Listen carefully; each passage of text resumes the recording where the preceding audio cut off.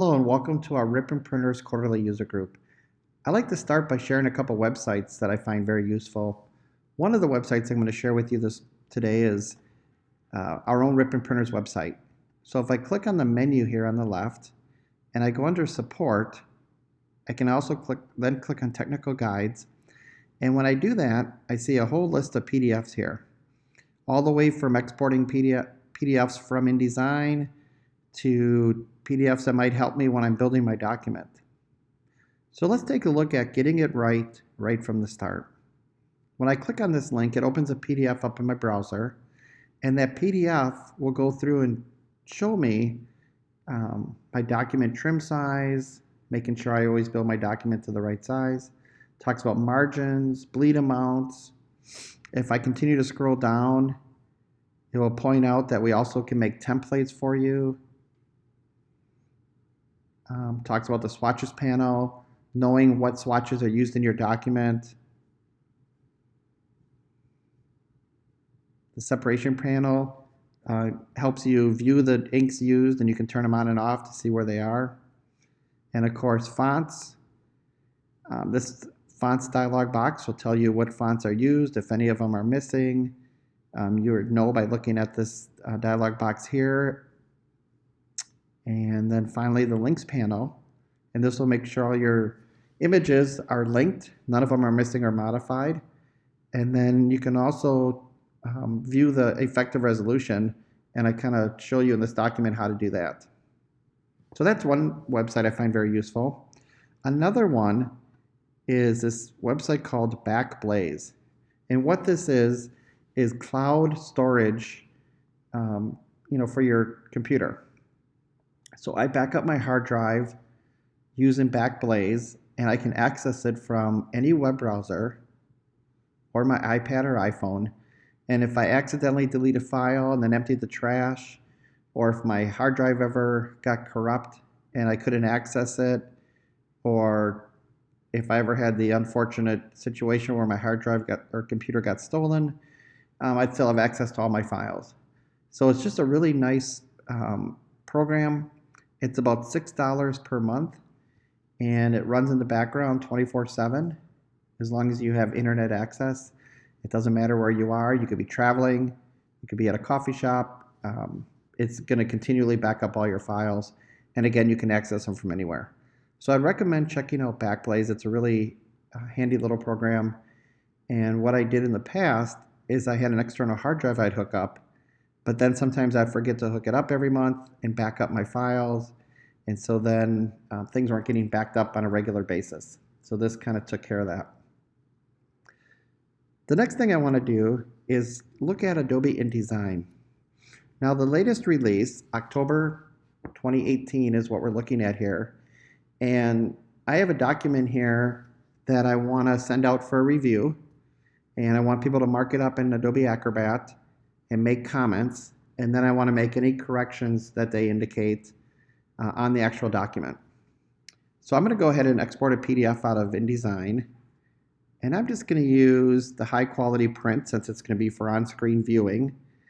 And let me just hit save.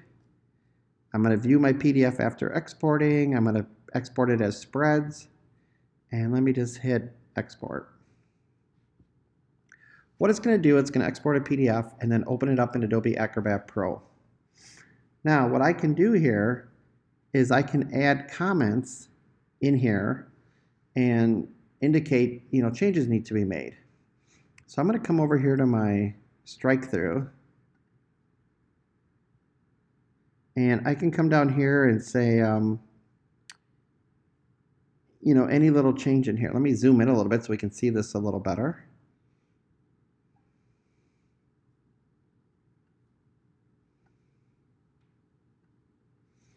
So there's one change indicated already that I can see, and I could go in here using my tools and I could change it to something else. I'm just going to kind of make this up as we go.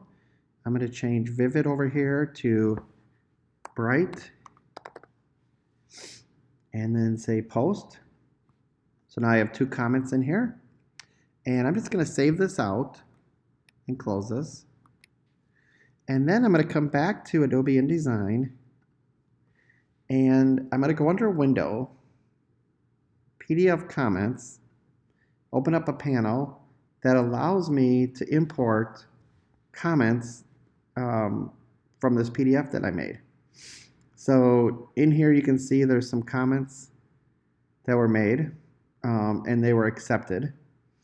And I can go through and not only can I see all the comments in here, but the nice thing is it will go through and it will allow me just by hitting accept to have those comments change throughout my document. So not only do I not forget to make one of the changes, but I also don't have to manually make it. I can just simply hit this accept button right here and it'll go through and it'll make the changes for me. So it's just a really handy thing. I'd recommend checking it out and see if it works as well for you as it does for me. Very nice little feature. Next thing I want to talk about is content aware fill. So I have some images here. Let me just close some of these panels. I have some images here and you can tell most of them are centered nicely, but there's one down here. If I click on the image, I can see I have quite a bit of the image, but the frame itself is not big enough. So I can manually move this into place so it's not getting cut off at the bottom.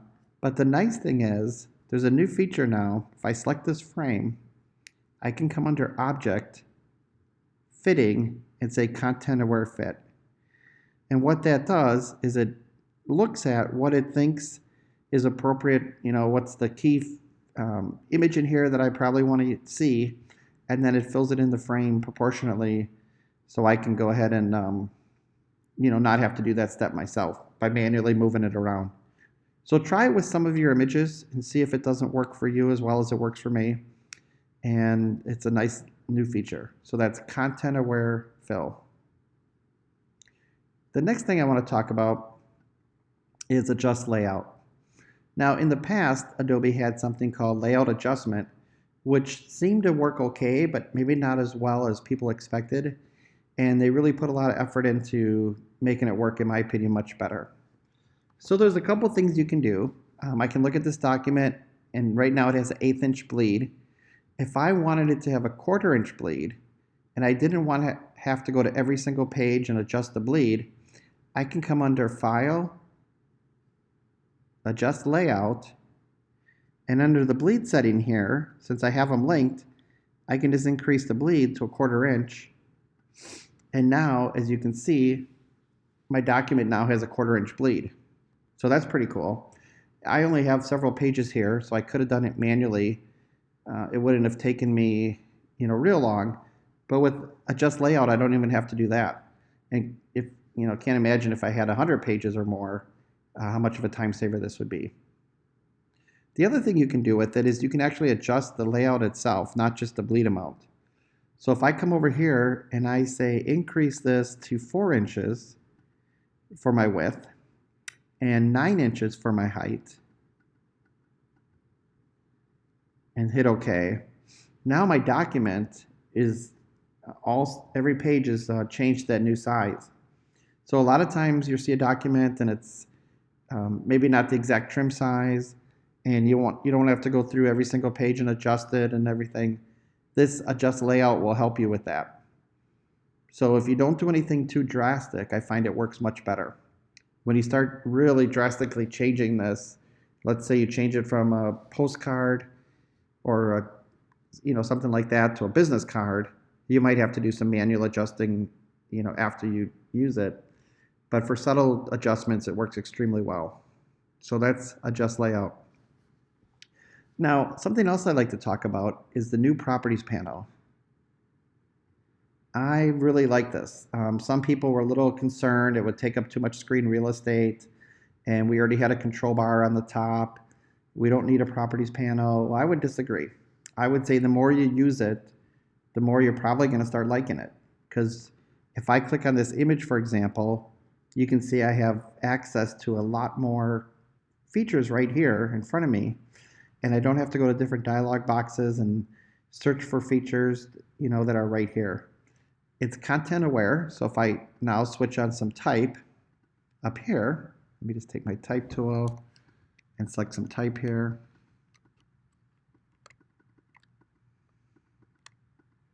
Okay. And when I do that, you can now see there's the font information is all here, my paragraph styles, character styles. I can click on here and get some more options available to me. So it's just a really handy place to find everything. And again, it doesn't replace the control panel necessarily, that's still here, but you might find yourself going to that less and less and opening up dialog boxes less and less as well. So the properties panel, I think, is a really nice addition. And again, it will increase features over time as they continue to refine it, just like they have in Illustrator. So the properties panel adjusts the layout, content-aware fill, and PDF comments are just some of the new features you're going to find and really love in the latest version of Adobe InDesign. Thank you.